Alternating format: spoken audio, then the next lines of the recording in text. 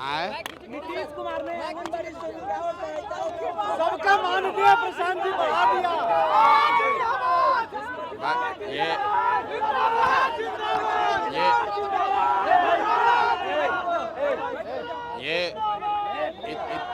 अरे यार रुको। इतने खुशी की बात है कि जो 20 बरस से नीतीश कुमार 400 रुपया पेंशन दे रहे थे भीख, वो अब 1 करोड़ लोगों को 1100 मिलने लगा।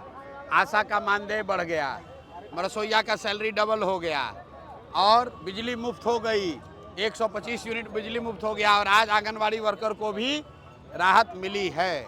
मैं यही बात तो जनसुराज में बता रहा हूँ कि खाली लोगों ने अभी वोट नहीं दिया है, लोग सभाओं में आना शुरू किए तो इतना काम हो गया। आप अंदाज़ा लगाइए जिस दिन लोग वोट देकर नया व्यवस्था बनाएंगे कितनी बड़ी क्रांति, कितनी बड़ी सुविधा लोगों के लिए यहाँ हो जाएगी।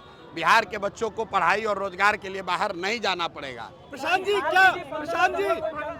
क्या आपके डर से बिहार के लोगों को फायदा पहुंचना? नहीं, मेरे डर से नहीं, ये जो जनता घरों से निकली है इसके जनता के डर से, क्योंकि अभी तक लोग इसलिए काम नहीं करते थे कि उनको मालूम था कि लालू जी के डर से नीतीश भाजपा को वोट पड़ेगा और मोदी जी के डर से लालू जी को मुफ्त में वोट मिल जाएगा।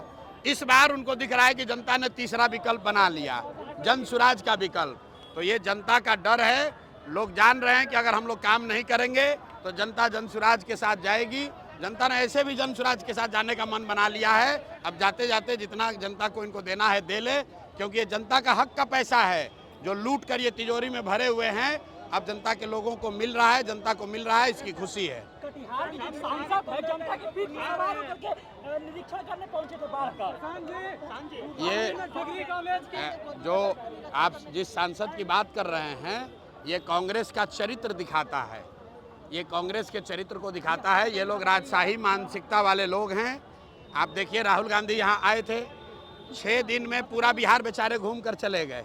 6 दिन में उनको पूरे बिहार की समस्या का पता चल गया, सबसे मिल लिए, सबकी मदद कर दिए और घोषणा करके चले गए कि भैया हमको वोट देके फिर राजा बना दो। प्रधानमंत्री भी आ रहे हैं।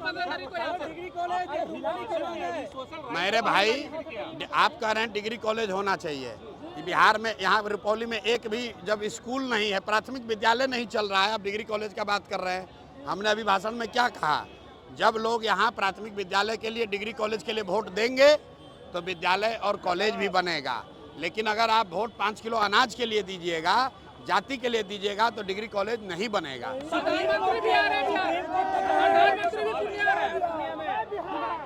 प्रशांत जी बार-बार प्रधानमंत्री पूर्णिया देखिए फिर भाई ये जनता की ताकत है, सारे नेताओं को जमीन पर उतरना पड़ेगा।